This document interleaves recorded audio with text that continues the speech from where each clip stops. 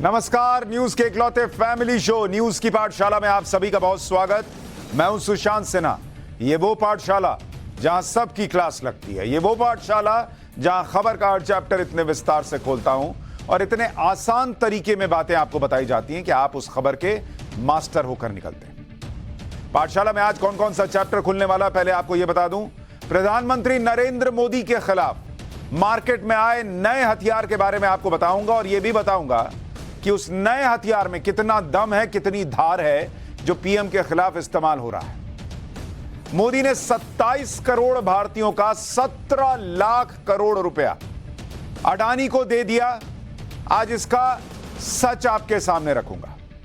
केजरीवाल को क्या सपना आया कि अचानक मोदी मोदी करने लगे, आज इसकी भी बात होगी। इसके अलावा खालिस्तानी अमृतपाल के सरेंडर करने की डेट और टाइम आ गई है क्या, आज इस पर बात होगी। भगोड़ा अमृतपाल किस डर से कांप रहा है, आज उसके बारे में आपको बताऊंगा। केजरीवाल वाही लूटते रहे, अमृतपाल ने वीडियो बना दिया, आज उसके वो भी आपको दिखाऊंगा। इसके अलावा वो कौन है जो 30 करोड़ लोगों की नौकरी खाने आया है, आज उससे मिलवाऊंगा। और आखिर में क्या यूपीआई से, जो हम लोग पेमेंट करते हैं यूपीआई से, वो पैसा भेजने पर अब मोदी ने टैक्स लगा दिया है। यूपीआई से पेमेंट कीजिएगा तो पैसा कटेगा, जो अब तक फ्री हुआ करता था। इसका सच भी आपको बताऊंगा, लेकिन पाठशाला में पहले दिन भर का रिवीजन, उसके बाद पहला चैप्टर।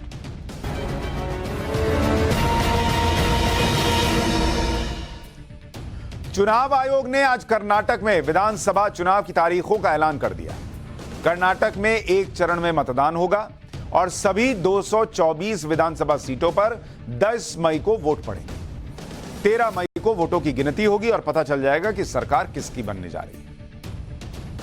बिहार के मुख्यमंत्री नीतीश कुमार ने राहुल गांधी की संसद सदस्यता रद्द किए जाने के मुद्दे पर बोलने से ही इनकार कर दिया है। नीतीश कुमार ने कहा कि वो कोर्ट के किसी भी मामले में बयान नहीं देते हैं। 2024 के चुनाव में विपक्ष की एकता के सवाल पर नीतीश ने कहा कि कांग्रेस इसकी पहल करे तो अच्छा होगा। माफिया अतीक अहमद को सजा सुनाने वाले जज दिनेश चंद्र शुक्ला की सुरक्षा बढ़ा दी गई है। अतीक को 44 साल में पहली बार किसी केस में सजा देने वाले जज को वाई कैटेगरी की सुरक्षा मिलेगी। एमपी एमएलए कोर्ट के जज दिनेश चंद्र शुक्ला यूपी के रायबरेली के रहने वाले हैं। मथुरा में श्री कृष्ण जन्मभूमि शाही ईदगाह विवाद मामले में आज कोर्ट का बड़ा आदेश आया है। मथुरा की कोर्ट ने इस मामले में विवादित जगह के सर्वे का आदेश दिया। सर्वे की रिपोर्ट 17 अप्रैल तक कोर्ट में सौंपी जाएगी। यह विवाद श्री कृष्ण जन्मभूमि की 13 एकड़ से ज्यादा जमीन पर मालिकाना हक से जुड़ा हुआ है। हिंदू पक्ष का आरोप है कि इस जमीन पर अवैध कब्जा करके मस्जिद बनाई गई। पालघर साधु हत्याकांड के मामले में महाराष्ट्र सरकार को सीबीआई जांच कराने की मंजूरी मिल गई है। सुप्रीम कोर्ट ने कहा है कि राज्य सरकार चाहे तो इस मामले की सीबीआई से जांच करा सकती है। कोर्ट ने राज्य सरकार से 14 अप्रैल तक इस मामले में एफिडेविट फाइल करने के लिए कहा है। पालघर में 16 अप्रैल 2020 को 2 साधुओं और उनके ड्राइवर की पीट कर हत्या कर दी गई थी। सुप्रीम कोर्ट में इस हत्याकांड की सीबीआई जांच की मांग की गई। सहारा ग्रुप की चिटफंड कंपनियों में निवेश करने वालों को सुप्रीम कोर्ट से बड़ी राहत मिली। जल्दी ही उन्हें अपने फंसी हुई रकम वापस मिल सकती है। सुप्रीम कोर्ट ने केंद्र सरकार को सेबी सहारा फंड से 5,000 करोड़ रुपए जारी करने की मंजूरी दे दी है। निवेशकों से धोखाधड़ी के एक दूसरे मामले में बने इस फंड में 24,000 करोड़ रुपए जमा है। तो ये हो गया दिन भर का रिवीजन। अब पाठशाला की पहली क्लास, जिसमें आपको बताएंगे कि पीएम मोदी के खिलाफ मार्केट में कौन सा नया हथियार आ गया है और इस नए हथियार में दम कितना है। क्या पीएम मोदी ने 27 करोड़ भारतीयों का 17 लाख करोड़ रुपया अडानी को दे दिया और केजरीवाल को ऐसा क्या सपना आया कि वो अचानक मोदी मोदी करने लगे, आज इसका चर्चा।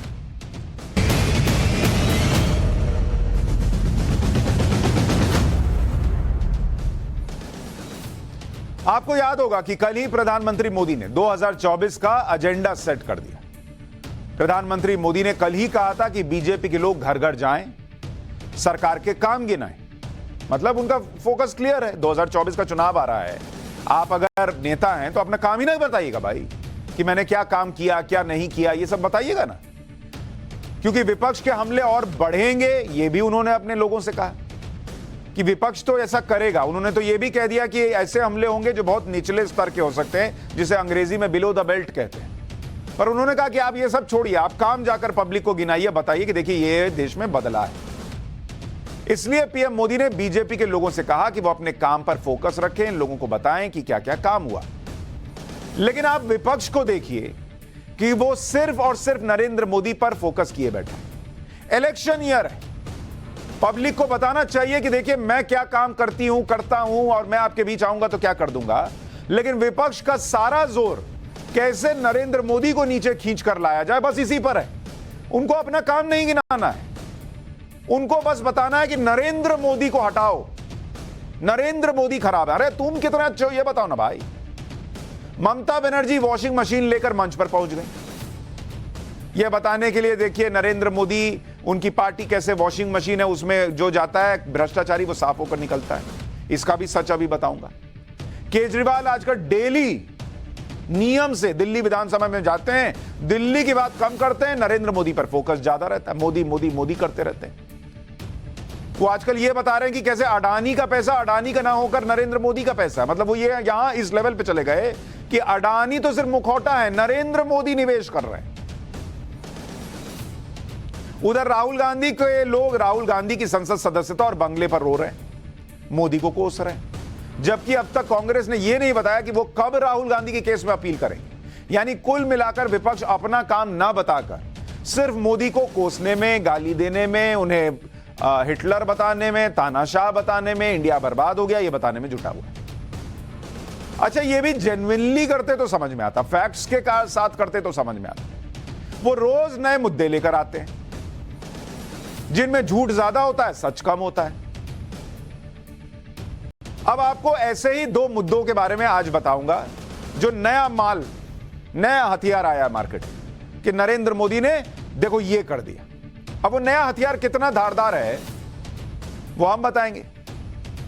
और उस आरोप की राहुल गांधी जैसे उस दिन नहीं बोले थे पत्रकार को, देखा हवा निकल गई, हवा निकलेगी या नहीं निकलेगी वो आप तय कीजिएगा, मैं इतने एरोगेंस में नहीं बोलता। लेकिन नरेंद्र मोदी के खिलाफ नया माहौल बनाया जा रहा है और ये दो मुद्दे कौन हैं जो कि पब्लिक तक पहुंचाए जा रहे हैं कि देखो नरेंद्र मोदी ने कर दिया। दो नए हथियार आए मार्केट में नरेंद्र मोदी के खिलाफ। एक कि नरेंद्र मोदी ने ईपीएफओ यानी प्रोविडेंट फंड, जो आपका पीएफ का पैसा होता है, यह पैसा अडानी को दे दिया।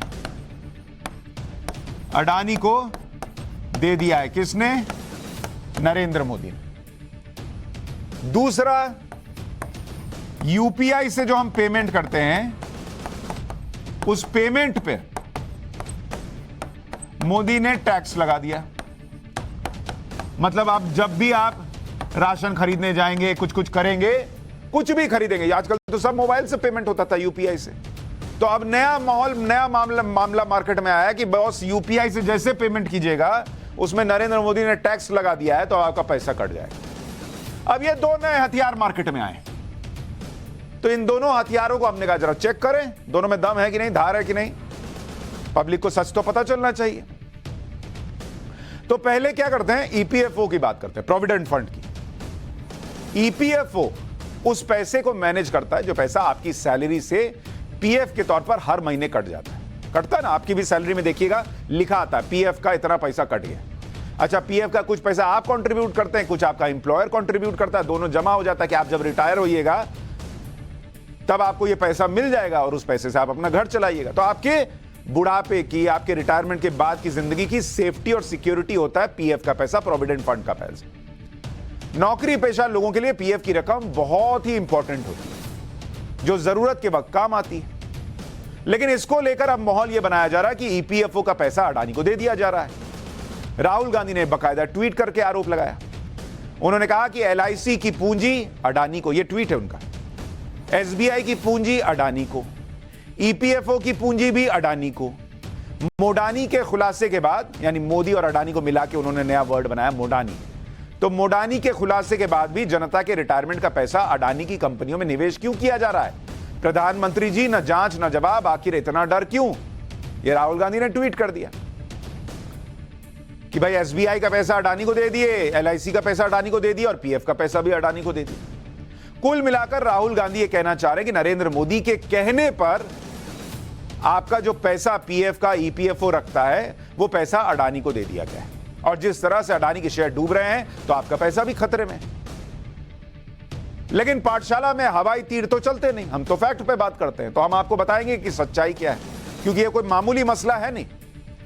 27 करोड़ लोगों से और उनके परिवारों से जुड़ा हुआ मसला है, और आज मैं आपको इसकी डिटेलिंग बताऊंगा ताकि अगली बार आपके दिमाग में कोई ऐसा झूठ भर ही ना सके। आपको ईपीएफओ का पूरा सिस्टम समझना होगा। देखिए, सबको इतना पता रहता है पीएफ है, पीएफ कट रहा है, पीएफ कट रहा है। ईपीएफओ का मतलब होता है, ये जो आप ईपीएफओ देख रहे हैं, इसको कहते हैं एम्प्लॉइज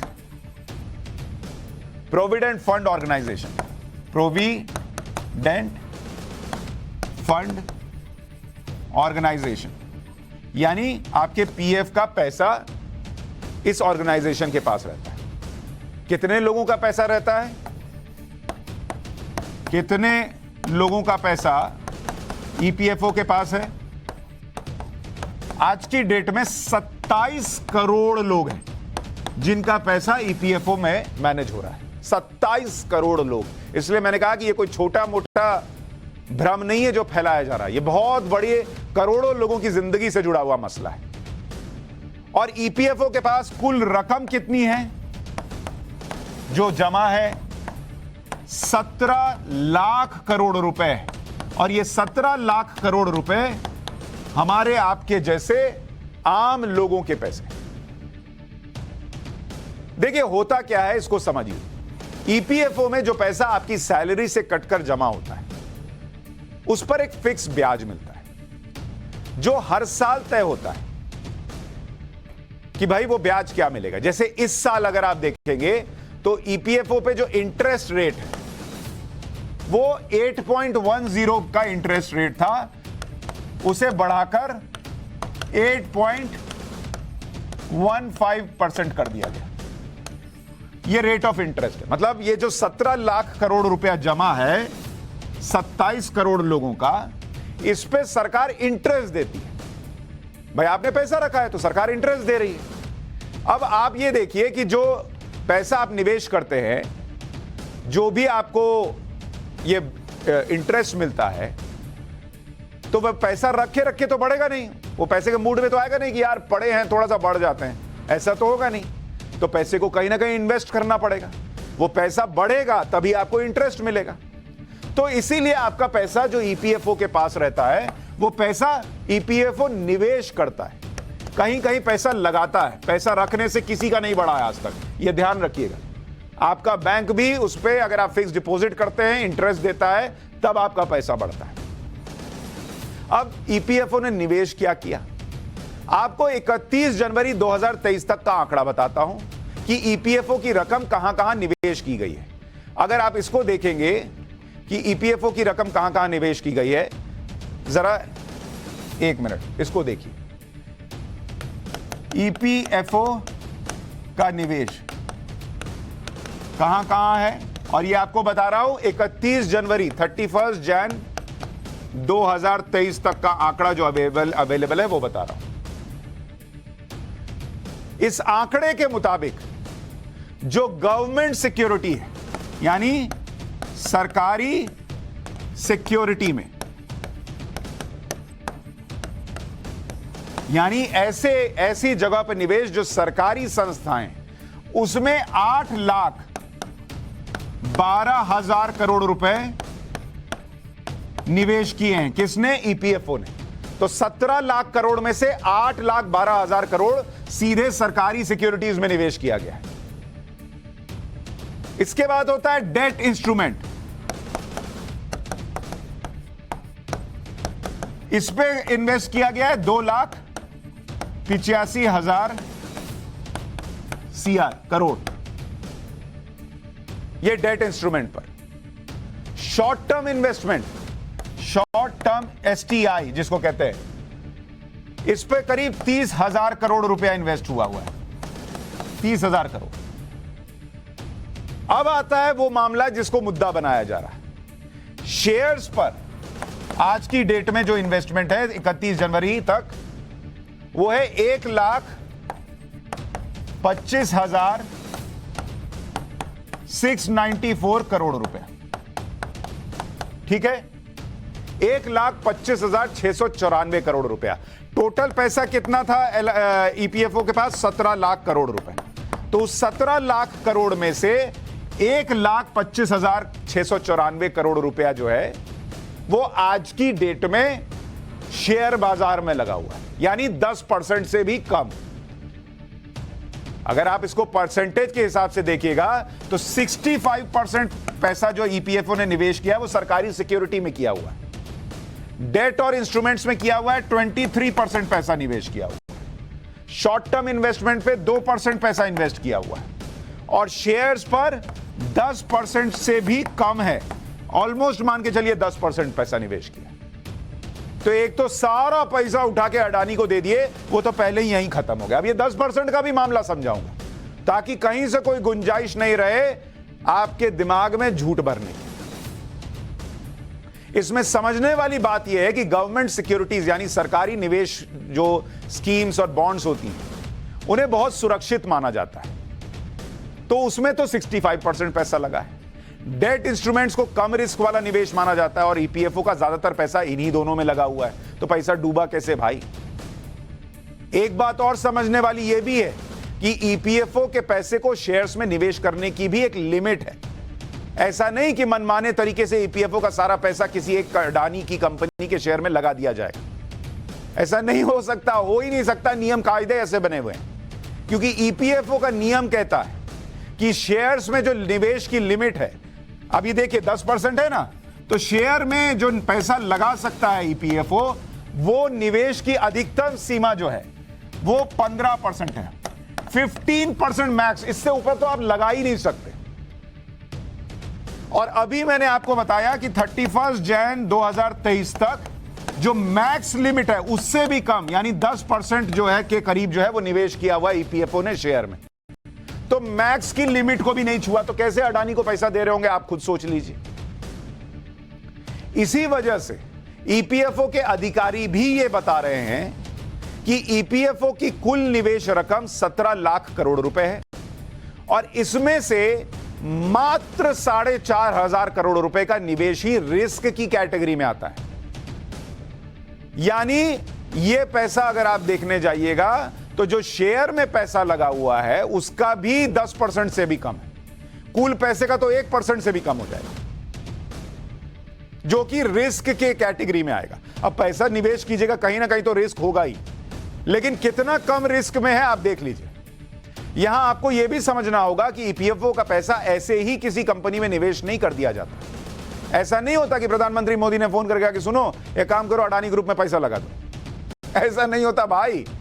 ईपीएफओ का पैसा उसमें लगाया जाता है, ईपीएफओ का पैसा शेयर बाजार में निवेश करने के लिए एक पूरी तय प्रक्रिया है और किसी एक आदमी की इसमें चल ही नहीं सकती, क्योंकि प्रक्रिया कहती है जितना भी निवेश किया जाएगा पीएफ का पैसा वो सरकार के तय किए गए पैमाने पर किया जाएगा और वो तय किया गया पैमाना आज की डेट का नहीं बना हुआ है।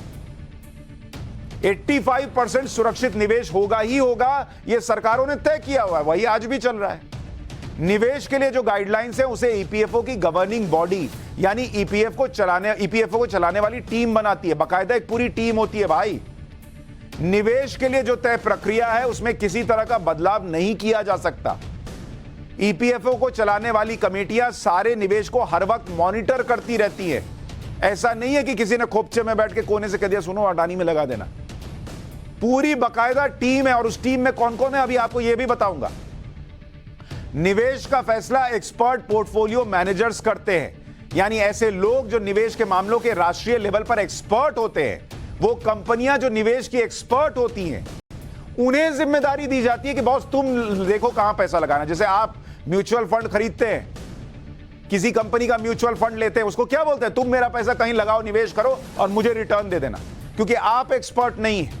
किसी कंपनी पे भरोसा करते हैं कि वो ठीक ठीक पैसा लगाएगा और मुझे रिटर्न दे देगा। तो ईपीएफओ भी वही करता है, पोर्टफोलियो मैनेजर तय करता है जो कि ईपीएफओ का पैसा निवेश करते हैं। ईपीएफओ को चलाने वाली कमेटी सीबीटी यानी सेंट्रल बोर्ड ऑफ ट्रस्टीज करती है।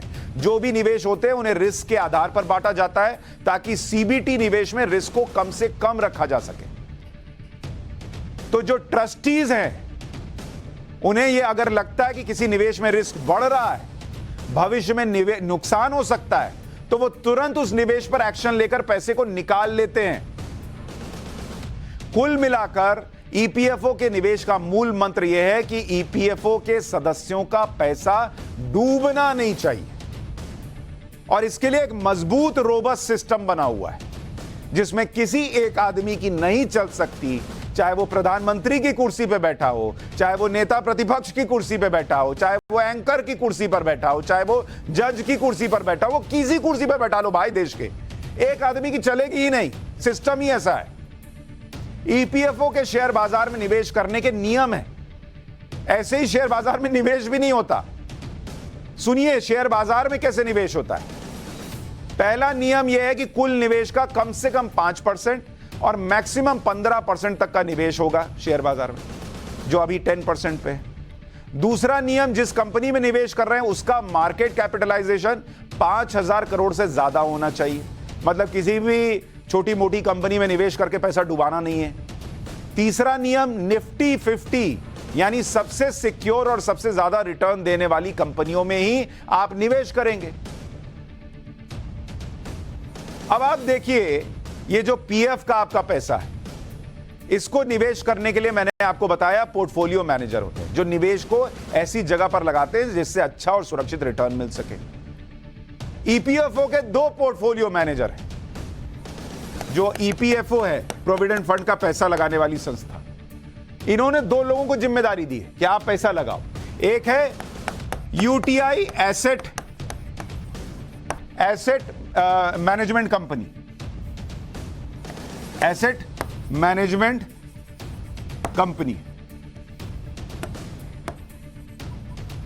और दूसरा है एसबीआई फंड मैनेजमेंट। तो ये दोनों, एक यूटीआई एक एसबीआई, दोनों कोई छोटी मोटी कंपनियां नहीं है। 1 नवंबर 2019 से यही 2 पोर्टफोलियो मैनेजर्स आपके पीएफ का पैसा मार्केट में कहां लगना चाहिए तय कर रहे हैं। और 2021 की रिपोर्ट कहती है कि इन लोगों को जो टारगेट था कि 6.95% तक का रिटर्न ला दोगे तो अच्छा मानेंगे, इन्होंने ऑलमोस्ट 7.2% का रिटर्न ला के दिया है। तो आपका पैसा फायदे में चल रहा है, नुकसान में नहीं है।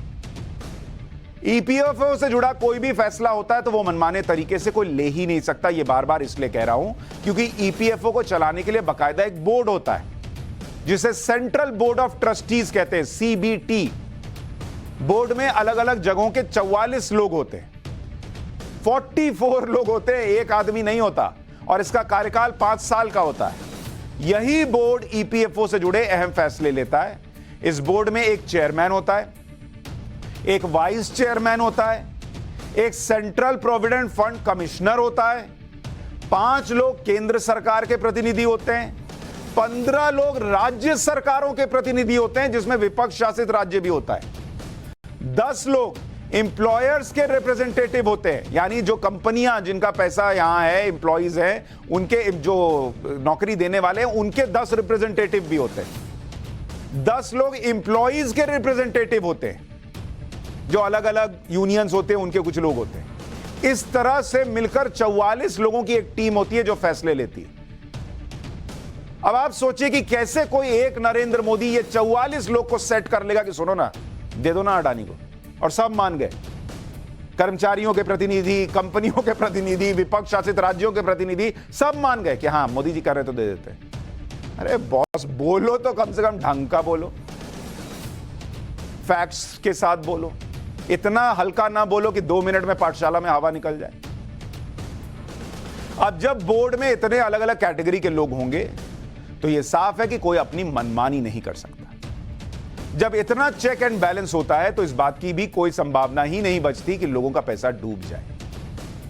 ईपीएफओ के निवेश का रिटर्न भी आपको बता देता हूं। 31 मार्च 2022, क्योंकि अभी 23 वाले की रिपोर्ट अभी आएगी कुछ दिन में, 31 मार्च 2022 उस वक्त की जो रिपोर्ट ऑनलाइन पड़ी हुई है, जाके देख लीजिएगा।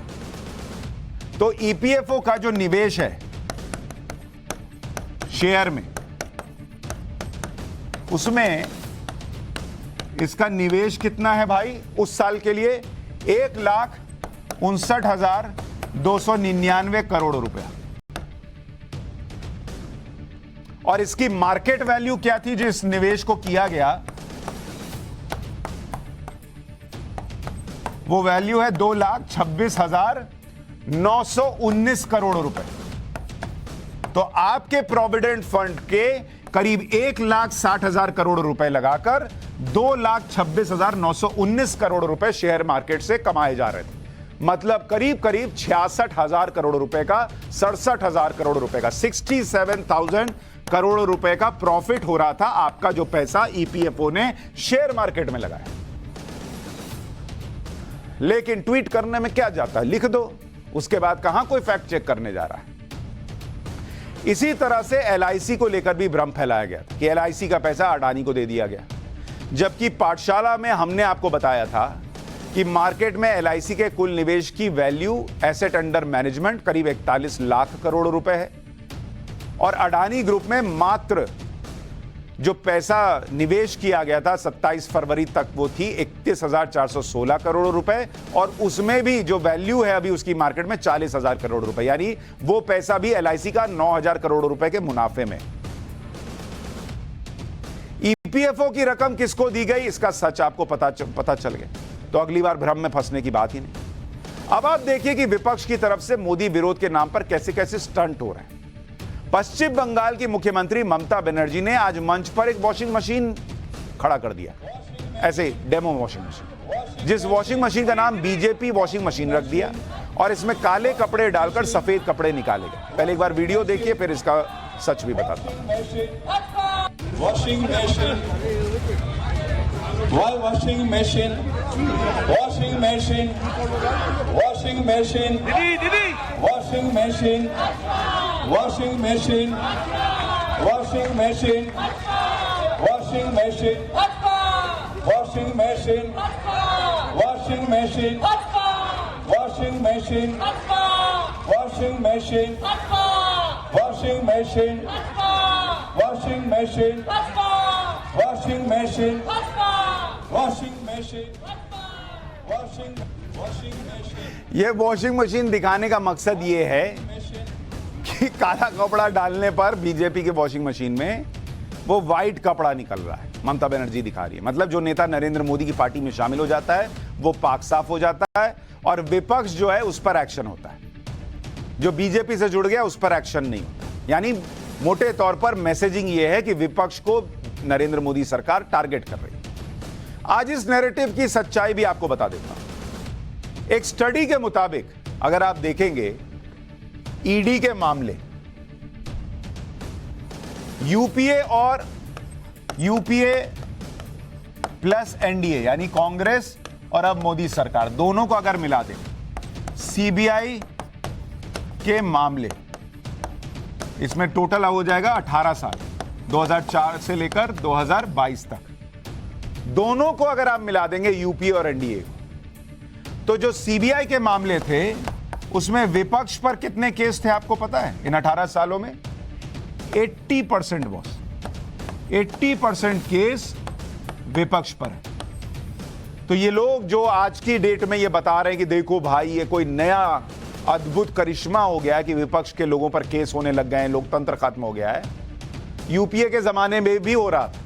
और अगर आप इसको और बाइफरकेट करें 2014 से 2014 तक सीबीआई के जो केस थे विपक्ष पर वो 60%। आज की डेट में ये केसेस थोड़े और बढ़ गए हैं, लेकिन नरेंद्र मोदी तो कह ही रहे हैं कि मैं तो किसी को छोड़ने वाला नहीं हूं। लेकिन ईडी और सीबीआई को लेकर विपक्ष नरेंद्र मोदी के खिलाफ माहौल बनाने में लगा है कि देश में तानाशाही चल रही है, लोकतंत्र खत्म हो गया है। ममता बनर्जी से लेकर केजरीवाल तक सब यही नैरेटिव चला रहे हैं। अरविंद केजरीवाल तो आजकल अलग ही जोन में चल रहे हैं। वो रोज विधानसभा में दिल्ली की बात करने की जगह पर ज्यादातर बातें नरेंद्र मोदी पर कर रहे हैं। पानी पी पी कर नरेंद्र मोदी को कोस रहे हैं। केजरीवाल पीएम मोदी को अनपढ़, अहंकारी, तानाशाह, भ्रष्टाचारी, न जाने क्या क्या कह रहे हैं। केजरीवाल अब यहां तक कहने लगे हैं कि अडानी का पैसा अडानी का नहीं है बल्कि नरेंद्र मोदी का पैसा है। सुनिए विधानसभा में केजरीवाल जी क्या बोल रहे हैं आजकल। अडानी तो केवल फ्रंट है। अडानी में सारा पैसा मोदी का लगा हुआ है। मैंने कहा ये कैसे हो सकता है? ये नहीं हो सकता। कहते हैं अडानी के अंदर सारा पैसा मोदी जी का लगा हुआ है। अडानी केवल फ्रंट है। अडानी तो केवल मोदी जी का पैसा मैनेज करता है, मैनेजर है। उसको 10%, 15%, 20% इतनी कमीशन मिलती है, बाकी सारा का सारा पैसा मोदी जी का लगा हुआ है। अगर कल को जांच हो गई, जेपीसी बैठ गई, ईडी की जांच हो गई, सीबीआई की जांच हो गई, तो अडानी नहीं डूबेगा, मोदी जी डूबेंगे। जिस दिन अडानी डूबा उस दिन मोदी जी डूबेंगे। एक सांस में ये लोग ईडी, सीबीआई सबको नरेंद्र मोदी का हथियार बता देते हैं। दूसरी सांस में बोल देते हैं कल को ईडी, सीबीआई की जांच हो गई तो अडानी नहीं डूबेगा, नरेंद्र मोदी डूबेंगे। और कह रहे हैं कि अडानी को 10-20% का कमीशन देते हैं मोदी जी, बाकी सारा पैसा नरेंद्र मोदी का। ये अलग लेवल पे चल रहा है। केजरीवाल नरेंद्र मोदी को जो जो बातें कह रहे हैं उसमें बीजेपी के नेता चैलेंज कर रहे हैं कि अगर केजरीवाल में हिम्मत है तो जो बातें विधानसभा में कह रहे हैं वो बातें बाहर किसी मंच पे या प्रेस कॉन्फ्रेंस में बोलकर दिखाएं, क्योंकि विधानसभा के अंदर बोल रहे हैं तो उन पे कोई केस तो हो नहीं सकता। वैसे ये बात ध्यान देने वाली है कि केजरीवाल पिछले कुछ समय से नरेंद्र मोदी के खिलाफ हर मामले में सुपर एक्टिव हो गए और मोदी के खिलाफ बनाए जाने वाले हर मुद्दे पर विपक्ष के साथ खड़े नजर आने लगे हैं। संसद सदस्यता रद्द होने के मुद्दे पर केजरीवाल पहले ऐसे नेता थे जिन्होंने न सिर्फ राहुल गांधी का समर्थन किया, बल्कि केजरीवाल ने इस फैसले के बहाने देश के लोगों से मोदी सरकार के खिलाफ एकजुट होने की अपील की। केजरीवाल की आम आदमी पार्टी उन 14 विपक्षी पार्टियों में शामिल है जिन्होंने सीबीआई और ईडी के गलत इस्तेमाल के आरोप में सुप्रीम कोर्ट में याचिका दायर की है। तो खुद कह रहे हैं कि सीबीआई और ईडी का गलत इस्तेमाल होता है, सुप्रीम कोर्ट में याचिका डाली है, और विधानसभा में कह रहे हैं कि सीबीआई और ईडी ने जांच कर ली तो नरेंद्र मोदी बर्बाद हो जाएंगे। इतना ही नहीं, केजरीवाल ने 30 मार्च से देश भर में पीएम मोदी के खिलाफ नई मुहिम शुरू करने का ऐलान कर दिया, जिसके तहत आम आदमी पार्टी देश भर में मोदी हटाओ देश बचाओ के पोस्टर लगाई। इस मुहिम के लिए पार्टी ने 11 भाषाओं में पोस्टर भी जारी कर दिए।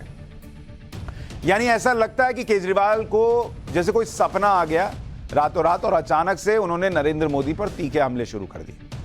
केजरीवाल को शायद अब यह लग रहा है कि मनीष सिसोदिया और सत्येंद्र जैन की तरह न जाने कब किसका नंबर आ जाए, और इसलिए आज केजरीवाल ने विधानसभा में अपने लोगों से कह भी दिया कि डरने की जरूरत नहीं है, ज्यादा से ज्यादा 7-8 महीने ही जेल में रहना होगा और वो चिंता न करें, केजरीवाल बड़े से बड़ा वकील अरेंज कर देंगे। पता नहीं केजरीवाल अपने विधायकों को दिलासा दे रहे थे या किसी और को दे रहे थे। एक बार अरविंद केजरीवाल को सुन लीजिए। ये आम आदमी पार्टी है, हम भगत सिंह के चेले हैं, फांसी पे चढ़ जाते हैं, ऐसे नहीं बिकते। फांसी पे चढ़ना मंजूर है, देश के साथ गद्दारी नहीं करेंगे। सबसे पहले तो मैं इनको सबको बधाई देना चाहता हूँ। ये एक एक हीरा है हमारा। इनको किसी को, कोई दुनिया की ताकत इनको नहीं तोड़ सकती। ये चले थे, आज तो चलो ये सरकार गिराने नहीं, 14 के लिए चले थे, 14 भी क्या, एक भी नहीं बिका, एक भी नहीं टूटा। तो डरोगे तो नहीं ना? अगर हुआ तो 7-8 महीने जेल ही जाना पड़ेगा, उससे फालतू कुछ नहीं है। मैं बड़े से बड़ा वकील दे दूंगा, चिंता मत करना, और तुम्हारे पीछे से तुम्हारे घर का ख्याल मैं रखूंगा, ठीक है? वैसे एक बात बड़े कमाल की, जब मनीष सिसोदिया की बात होती थी तब भी अरविंद केजरीवाल कहते थे कि 7-8 महीने अंदर जेल में रहना होगा, और क्या, सत्येंद्र जैन तो रह ही रहे। अब वो बाकी विधायकों को भी कह रहे हैं कि ज्यादा से ज्यादा क्या होगा, 7-8 महीने जेल में रहना होगा, सबका परिवार मैं देखूंगा, वकील दूंगा। एक बार भी वो ये नहीं कहते कि कहीं मुझे भी ये लोग 7-8 महीने अंदर जेल में नहीं डाल देंगे। वो इतने कॉन्फिडेंट रहते हैं कि वो अंदर नहीं जाएंगे, लेकिन बाकी सबको अंदर डाल दिया जाएगा, इसको लेकर भी वो बातें बार बार करते रहते हैं। इसी तरह से आप राहुल गांधी को देखिए कि राहुल गांधी अपने केस में सावरकर का नाम लेकर आ गए, कहने लगे कि वो सावरकर नहीं गांधी हैं, वो माफी नहीं मांगेंगे। लेकिन आज की तारीख में स्थिति यह है कि कांग्रेस ने सावरकर का नाम लेने से कान पकड़ लिए, क्योंकि इससे महाराष्ट्र में कांग्रेस के सहयोगी नाराज हैं। उद्धव गुट की शिवसेना की नाराजगी ने सावरकर के मुद्दे पर राहुल गांधी और कांग्रेस की बोलती बंद करवा दी। जिसके बाद शिवसेना उद्धव ठाकरे गुट के नेता संजय राउत ने दिल्ली में राहुल गांधी और सोनिया गांधी से मुलाकात की। संजय राउत ने कहा कि सावरकर के मुद्दे पर कोई विवाद नहीं है, सब ठीक ठाक है। दरअसल सावरकर पर राहुल के बयान के बाद कांग्रेस, एनसीपी और शिवसेना उद्धव ठाकरे गुट के बीच जो महाराष्ट्र में विकास अघाड़ी गठबंधन था, उसमें दरार आती दिखने लगी। सूत्रों का दावा है कि एनसीपी अध्यक्ष शरद पवार को इस मामले में बीच बचाव करने के लिए उतरना पड़ा। शरद पवार ने राहुल गांधी को सावरकर पर संभल कर बोलने की नसीहत दी। खबर है कि इस नसीहत का असर यह हुआ कि संजय राउत से मुलाकात के दौरान राहुल गांधी ने भरोसा दिया कि वो सावरकर के खिलाफ बयान देने से बचेंगे। संजय राउत क्या कह रहे हैं, एक बार सुन लीजिए। नाराजगी जो थी उस बारे में हमने 2 दिन पहले बात कर ली थी। खरगे साहब के यहाँ हम लोग नहीं गए थे, ये सच है। हम मीटिंग को नहीं गए थे, लेकिन अपोजिशन यूनिटी है और रहेगी, महाराष्ट्र में रहेगी और देश में भी रहेगी। हम एक साथ हैं, लेकिन हमारे जो कोई मुद्दे थे वो हमने जहाँ तक पहुँचाना था हमने पहुँचा दिए हैं और उसका रिजल्ट हमें मिल गया। हमारे सभी नेताओं से बातचीत हो गई है, फिलहाल हम उसके ऊपर बात नहीं करेंगे। मतलब मोटे तौर पर यह बात हो गई कि भाई आप सावरकर पर कुछ ना बोलें और आप फिर जो भी कर रहे हैं हम उस पर कुछ नहीं बोलेंगे, क्योंकि महाराष्ट्र में इतनी सारी लोकसभा सीटें हैं भाई। राहुल गांधी तो बोलकर चले जाएंगे, लेकिन जो वहां कंटेंडर हैं वो नरेंद्र मोदी को रोकेंगे कैसे? सावरकर के मुद्दे पर शिवसेना ने अगर कांग्रेस की बोलती बंद करवा दी है तो ये एक तरह से कांग्रेस का सरेंडर है और एक तरह की मामले में माफी की तरह ही। जब कांग्रेस कर सकती है ऐसा, तो राहुल गांधी कोर्ट में ऐसा क्यों नहीं कर सकते? लेकिन इस मामले में कांग्रेस को माहौल बनाना है। इसी में आजकल राहुल गांधी के बंगले को खाली करवाने के मुद्दे पर इमोशनल कार्ड खेला जा रहा है। खुद राहुल गांधी ने लोकसभा सचिवालय को चिट्ठी लिखकर जवाब दिया। लोकसभा के डिप्टी सेक्रेटरी मोहित रंजन के नाम चिट्ठी लिखकर राहुल गांधी ने कहा कि उनसे जो कहा गया है वो उसे पूरा करेंगे। चिट्ठी में राहुल गांधी ने यह भी लिखा कि इस बंगले में बिताए वक्त की खुशहाल यादें उनके पास है। राहुल गांधी ने बंगला खाली करने की बात कही तो कांग्रेस ने उनके समर्थन में नया अभियान लॉन्च कर दिया। कांग्रेस अब देश भर में मेरा घर राहुल गांधी का घर नाम से कैंपेन शुरू कर चुकी है, जिसके तहत कांग्रेस के नेता और कार्यकर्ता अपने अपने घरों पर मेरा घर राहुल गांधी का घर के पोस्टर लगा रहे हैं। यह सब तब हो रहा है जबकि एक दिन पहले ही कांग्रेस के बड़े नेता और बड़े वकील सलमान खुर्शीद तक कह चुके हैं कि राहुल गांधी जल्दी ही संसद लौट आएंगे और उनकी संसद सदस्यता फिर से मिल जाएगी, इसकी पूरी उम्मीद है उन्हें। जिस मामले को कानूनी तौर पर लड़कर अपने हक में आसानी से फैसला लिया जा सकता है, उस मामले को इतना पेचीदा बनाकर इमोशनल कार्ड खेलने की कोशिश हो रही है। जबकि आप देखिए कि इससे भी गंभीर मामले में एक सांसद की सदस्यता फिर से बहाल हो गई। आपको पाठशाला में मैंने बताया था लक्षद्वीप के सांसद मोहम्मद फैजल पीपी का केस, कैसे कानूनी रास्ता अपनाकर उनकी सदस्यता वापस मिल गई। इसी साल 11 जनवरी को लक्षद्वीप से एनसीपी के सांसद मोहम्मद फैजल पीपी को 10 साल की सजा हुई थी। फैजल को यह सजा हत्या की कोशिश के मामले में हुई।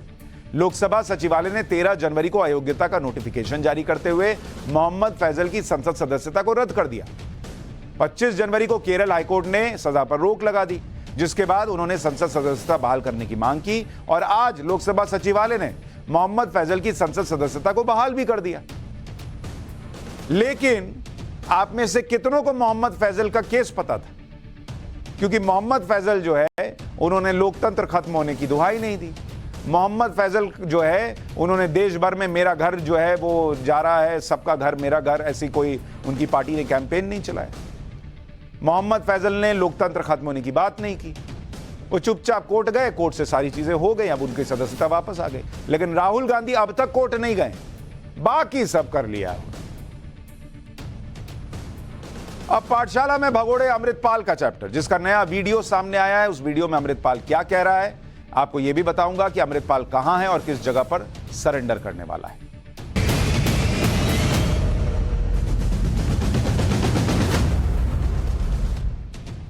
खालिस्तान समर्थक अमृतपाल 12 दिनों से पुलिस से भाग रहा है। कभी कहा जाता है कि दिल्ली में, कभी कहा जाता है उत्तराखंड में, कभी कोई बता देता है कि नेपाल चला गया।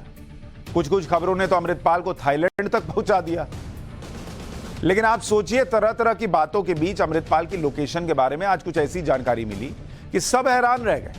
क्योंकि अमृतपाल के बारे में यह कहा जा रहा है कि जहां से वो भागा था वो वहीं लौट आया है।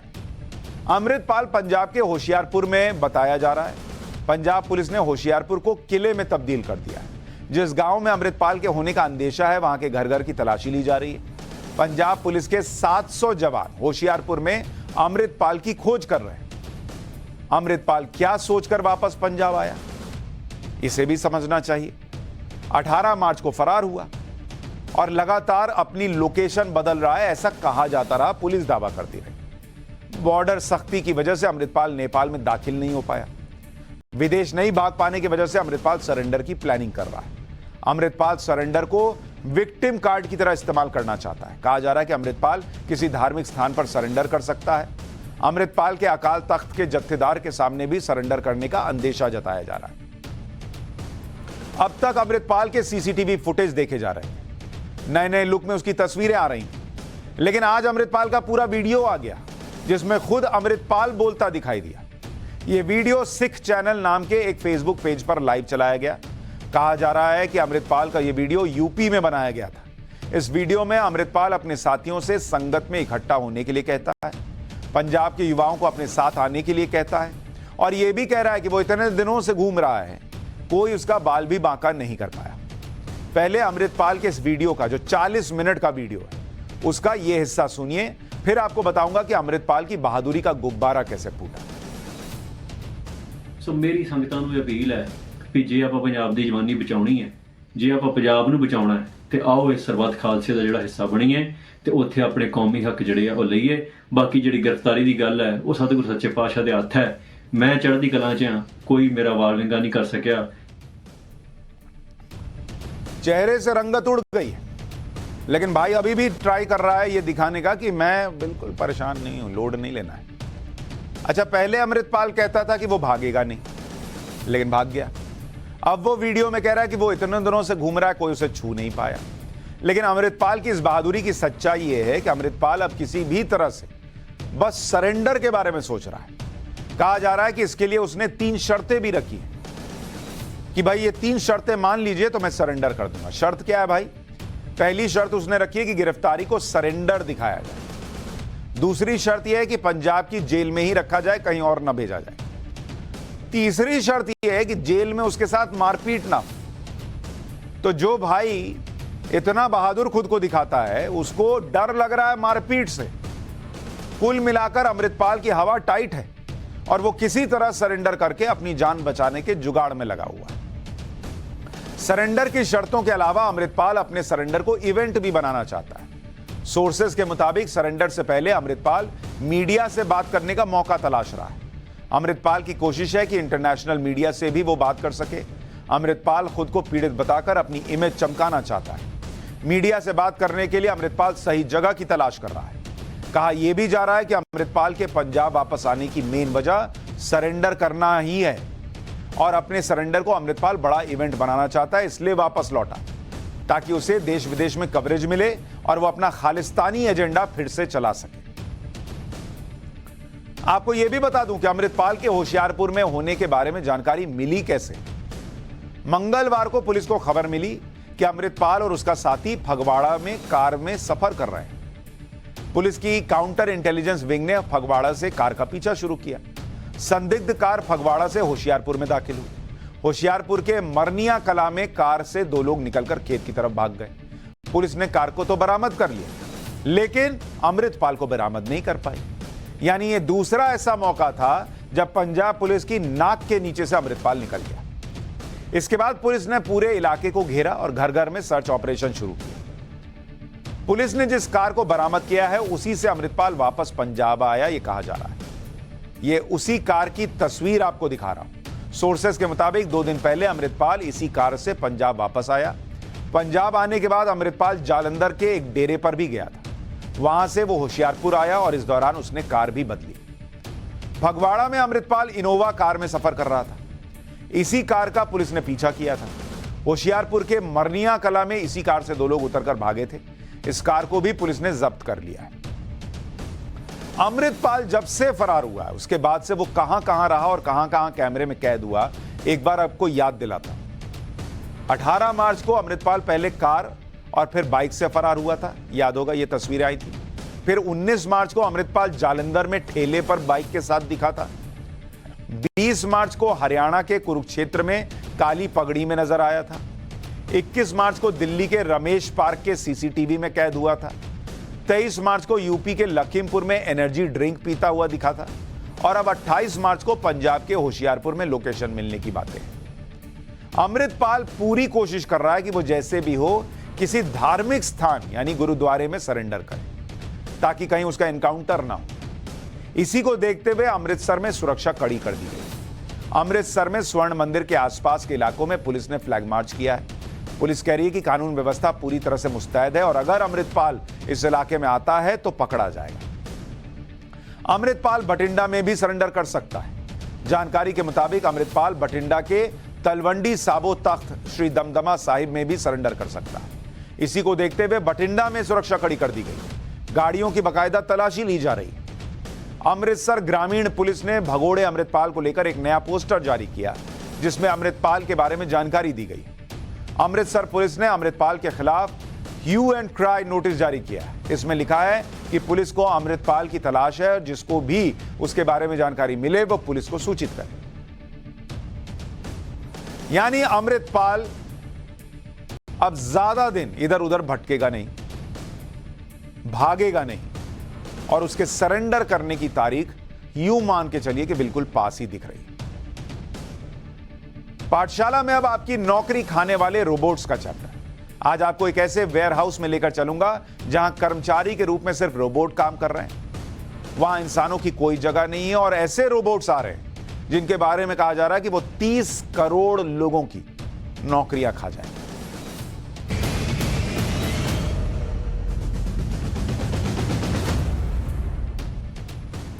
अब तक कहा जाता था कि भविष्य में रोबोट आपकी नौकरी खाएगा, लेकिन अब वो भविष्य आता हुआ दिख रहा है। बहुत दूर नहीं लग रहा क्योंकि रोबोट ने इंसान की नौकरी खानी शुरू कर दी है। यह ब्रिटेन के एंडोवर शहर के एक वेयर हाउस की तस्वीर है जहां सिर्फ रोबोट्स काम कर रहे हैं। ये रोबोट्स कस्टमर के ऑर्डर के हिसाब से सामान इकट्ठा कर रहे हैं। इन ब्लॉक्स के अंदर कैटेगरी के हिसाब से अंदर राशन, कपड़े, electronic item, food product, cosmetic product और रोजमर्रा के सामान रखे हैं जो लिफ्ट की मदद से ऊपर आते हैं, जिन्हें इनके ऊपर चल रहे रोबोट्स पिक करते हैं।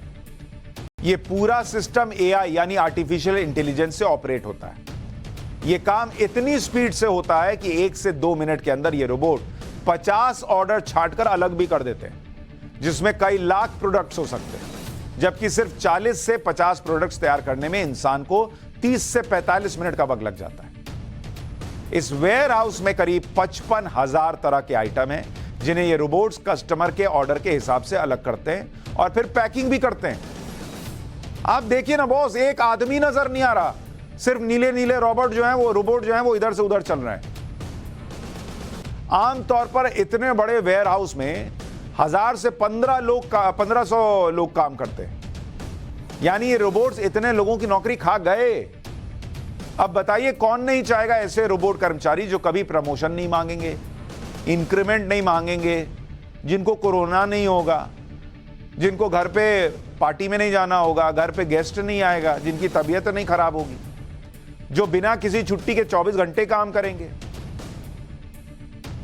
ग्लोबल एजेंसी गोल्डमैन सैक्स की रिपोर्ट्स के मुताबिक एआई तकनीक की वजह से करोड़ों लोगों की नौकरी जाने वाली है। यह भविष्य दुनिया भर का भविष्य दिखा रहा है। यह तस्वीरें दुनिया भर का भविष्य दिखा रही है। जो गोल्डमैन सैक्स की रिपोर्ट है उसके मुताबिक अमेरिका और यूरोप, इन दोनों को अगर मिला दीजिए, सिर्फ इन दोनों का बता रहा हूं, 30 करोड़ नौकरी जाएगी। 30 करोड़ नौकरी। और अगर आप इसको देखेंगे तो यूएस की जो कुल नौकरी है, यूएस की कुल नौकरी का ये 70% है। मतलब 70% लोग अमेरिका के अंदर बेरोजगार हो जाएंगे अगर इसी तरीके से ये रोबोट और ये एआई आर्टिफिशियल इंटेलिजेंस काम करता रहा। एआई की वजह से अकेले ऑनलाइन शॉपिंग सेक्टर में 90% लोगों की नौकरी जाने का खतरा है। इसकी दूसरी वजह यह भी है कि ऑनलाइन स्टोर में बहुत तरह के आइटम रखने पड़ते हैं। इसके लिए बड़े बड़े वेयर हाउस की ज़रूरत पड़ती है, लेकिन इंसानों के काम करने के लिए इन वेयर हाउस में आने जाने के लिए रास्ता बनाना पड़ता है, जिसमें 3/4 हिस्सा खराब हो जाता है, क्योंकि स्टोरेज सिर्फ 1/4 हिस्से में होती है। लेकिन इस रोबोट तकनीक से पूरा का पूरा हिस्सा स्टोरेज में काम आ रहा है। आप देखिए ना भाई, ये तो उसी के ऊपर जो पटरी जैसा लगा हुआ उसी पे चल रहा है, नीचे से प्रोडक्ट उठाया, अपने ऊपर डाला, चल दिया, और काम भी बहुत स्पीड से हो रहा है। आने वाले दिनों में ये ऑनलाइन शॉपिंग के बड़े बड़े वेयर हाउस में यही सिस्टम आने वाला है, क्योंकि इस मार्केट में ग्राहकों तक कम टाइम में डिलीवरी करना बहुत बड़ा टास्क है। और भाई मैंने आपको बताया, ये बीमार नहीं पड़ेंगे, इनको इंक्रीमेंट नहीं चाहिए, इनको सैलरी नहीं चाहिए, एक बार का खर्चा है, खरीदिए चलाइए, काम हो गया। तो किसी भी मालिक को तो यही पसंद आएगा। आगे बढ़ने से पहले आपको भारत में ऑनलाइन शॉपिंग से जुड़े कर्मचारियों पर किस तरह का खतरा आने वाला है वो भी बताता हूं। जैसे ऑनलाइन ग्रोसरी मार्केट है, अगर आप उसको देखेंगे, ऑनलाइन ग्रोसरी मार्केट, ये आपको भारत का बता रहा हूं। इसमें 2021 में 33,000 करोड़ रुपए, 33,000 करोड़ रुपए का यह मार्केट था 2021 में, आपको यह बता रहा हूं। 2027 में 2027 में यह बढ़कर 2,22,000 करोड़ का हो जाएगा। ये सिर्फ आपको किसका बता रहा हूं, ऑनलाइन ग्रोसरी, जो घर का सामान आप मंगाते हैं, उसका मार्केट 2027 में 2 लाख करोड़ के ऊपर चला जाएगा। और कर्मचारी जो इसमें लगेंगे, अगर आप देखेंगे तो कर्मचारी कितने लगेंगे, 14.5 लाख कर्मचारी लगेंगे अगर आपको बिजनेस को यहां ले जाना है। पैकेजिंग में आप देखिए कितने कर्मचारी लगेंगे, 4.5 लाख लगेंगे इस पैकेजिंग के लिए, और डिलीवरी के लिए 10 लाख। अब जो कंपनी चलाने वाला है उसको तो यह दिखेगा कि मुझे 2,22,000 करोड़ का बिजनेस करना है, तो 14.5 लाख कर्मचारियों को सैलरी भी देनी होगी, पीएफ भी देना होगा, उनका खर्चा भी उठाना होगा। अब उसके दिमाग में अगर ये रोबोट और एआई घुस गया तो उसको लगेगा कि ये तो पैसा बच सकता है बॉस, एक बार पैसा लगा दो रोबोट में। भारत में ऑनलाइन शॉपिंग करने वाले ग्राहकों की संख्या बहुत तेजी से बढ़ रही है। बड़े बड़े इंटरनेशनल ब्रांड्स अब शोरूम के बजाय ऑनलाइन डिलीवरी पर ज्यादा फोकस कर रहे हैं, इसलिए इस सेक्टर में रोबोट्स की मांग भी बढ़ रही है। पैकेजिंग में तो आपने इंसानों की नौकरी खाने वाले रोबोट्स देख लिए। डिलीवरी सेक्टर में आने वाले संकट के बारे में भी बताता हूं। जो लोग सोच रहे हैं कि अरे डिलीवरी तो हम ही ना करने जाएंगे, और कौन करेगा।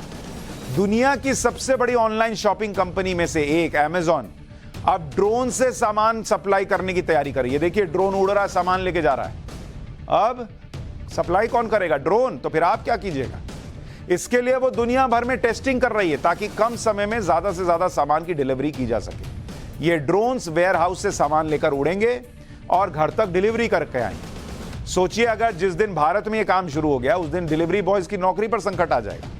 और ये दिन बहुत ज्यादा दूर नहीं है भाई, क्योंकि चैट जीपीटी और बिंग जैसे एआई चैटबॉट के आने के बाद ये बात साफ हो गई है कि दुनिया भर में अगले कुछ सालों में करोड़ों नौकरियां खतरे में पड़ने वाली हैं। ऑक्सफोर्ड की एक रिसर्च कहती है कि अगले 10 साल यानी 2033 तक आर्टिफिशियल इंटेलिजेंस अलग अलग सेक्टर में करीब 8.5 करोड़ नौकरी खा जाएगा। जैसे मैंने आपको पहले बताया था कि अगर आप देखिएगा कि एआई नौकरी किसकी किसकी खा सकता है। जो लोग सोच रहे हैं ये तो सिर्फ कुछ चीजों से जुड़ा हुआ मामला है, एआई नौकरी खाएगा, इसको लेकर रिपोर्ट कहती है, जानकारी कहती है, रिसर्च कहती है कि जो कैशियर होते हैं 63% कैशियर्स की नौकरी कौन खा सकता है, AI artificial intelligence. Driver 51% drivers की नौकरी खा सकता है आर्टिफिशियल इंटेलिजेंस। भाई ऐसी सी गाड़ियां बन रही हैं, ड्राइवरलेस कार बन रही है, जरूरत ही नहीं है ड्राइवर की, फिर आप क्या कीजिएगा। ट्रांसलेटर यानी जो ट्रांसलेट करके देता है 42%। ऐसे ऐसे चैट जीपीटी वगैरह आ गए, वो 2 मिनट में ट्रांसलेट करके दे रहे हैं। क्लीनर जो सफाई करते हैं उनकी नौकरी पर खतरा है। 21% क्लीनर्स की नौकरी जा सकती है। जो होटल में वेटर होते हैं 17% उनकी नौकरी जा सकती है। यहां नोएडा आप चले जाइए, नोएडा में एक खुला हुआ है रेस्टोरेंट जहां वो रोबोट जो है उसके हाथ में ऐसा ट्रे जैसा है, वो उसकी पटरी जैसी बनी हुई है, वो ऐसे लेके आता है और आप सामान रख के चला जाता है। तो ये इस तरह की हालत है। जिन लोगों को इस बात पर भरोसा नहीं हो रहा उन्हें मैं एक ड्राइवरलेस रोबो टैक्सी दिखा देता हूं। ये अमेज़न कंपनी की रोबो टैक्सी है जिसे कोई ड्राइवर नहीं बल्कि एआई यानी आर्टिफिशियल इंटेलिजेंस चला रहा है। ये टैक्सी ऑफिस कैंपस में अपने कर्मचारियों को एक जगह से दूसरी जगह ले जाती है। इसका दूसरा पहलू यह भी है कि आने वाले समय में एआई सेक्टर में नौकरियों की सबसे ज्यादा उम्मीद है। भारत में पिछले महीने फरवरी तक एआई सेक्टर में 45,000 जॉब की वैकेंसी थी। इसमें डेटा साइंटिस्ट और ML engineer, machine learning engineer की सबसे ज्यादा डिमांड है। इसलिए इस सेक्टर में अपनी एजुकेशन के बारे में सोचिए, करियर बनाने का विचार कीजिए। लेकिन हर कोई अब एआई इंटेलिजेंस के लिए तो काम नहीं कर सकता ना, या इतना उसी दिशा में पढ़ता हो, ऐसा तो हो नहीं सकता। तो एक खतरा है जो आने वाले वक्त में लोगों की सहूलियत बढ़ाएगा तो कईयों की नौकरी भी खा सकता है। ये एक टेंशन हो रही है। लेकिन पाठशाला में अब फैक्ट चेक की क्लास। क्या यूपीआई से पैसा भेजने पर मोदी सरकार ने टैक्स लगा दिया है? यूपीआई को लेकर यह दावा किया जा रहा है कि 1 अप्रैल से यूपीआई से लेन देन महंगा हो जाएगा।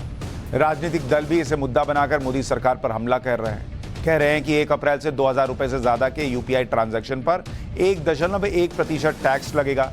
यानी 2,000 रुपए का ट्रांजैक्शन करने पर उसका 1.1% ग्राहकों को, व्यापारी को देना होगा।